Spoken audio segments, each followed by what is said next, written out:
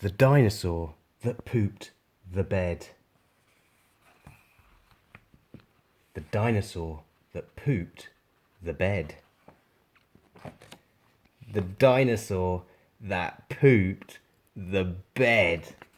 Tom Fletcher and Dougie Poynter, illustrated by Gary Parsons. Danny and Dino had nothing to do, so Danny said, "Why don't we watch some cartoons?" But then Danny's mum cast a shadow of gloom. "You can't watch TV till you've tidied your room." They slumped up the stairs in the foulest of grumps and stood in their room at the foot of Mount Dump. "Tidying this mess will take thousands of years," said Danny while desperately holding back tears. Unless they were going to tidy forever, they needed a plan that was clever. And then an idea popped inside Danny's head. "Why clean up this mess? You can eat it instead." So Dinosaur opened its mouth like a bin. Dan scooped up the mess and he threw it all in. Toys from the tip of the top of the heap were chucked in and chomped by the dinosaur's teeth.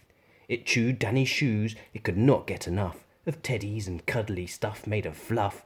The dinosaur sucked like a humongous hoover, removing the mess like a room mess remover.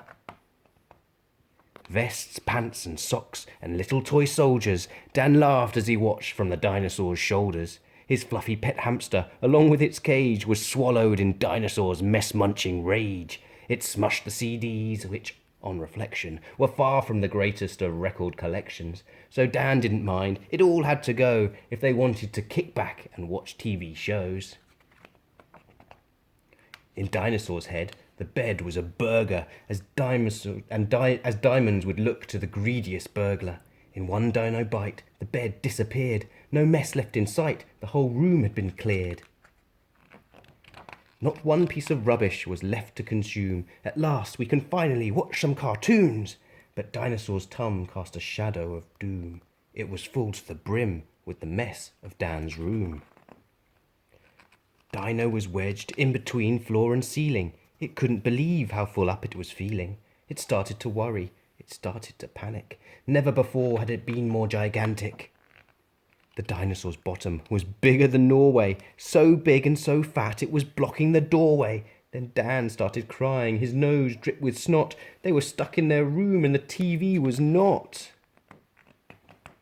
With pillows and quilts in the dinosaur's gut, its brain didn't have full control of its butt. It knew that there wasn't a thing it could do. One way or another, it needed to poo. The dinosaur pooped more than ever before. All the mess they had cleared was now back on the floor. Shoes, pants and teddies and soldiers and socks with smelly poo lumps filling Danny's toy box. And then Danny saw Dinosaur's face turning red, and he knew the next thing to be pooped was his bed. It sprang from its bum with a bounce and a bump right back to its place at the base of Mount Dump. Then Dino deflated and unblocked the door where Mummy was standing, more cross than before. They looked at the mess all around where they stood and knew they'd been naughty, and naughty's not good.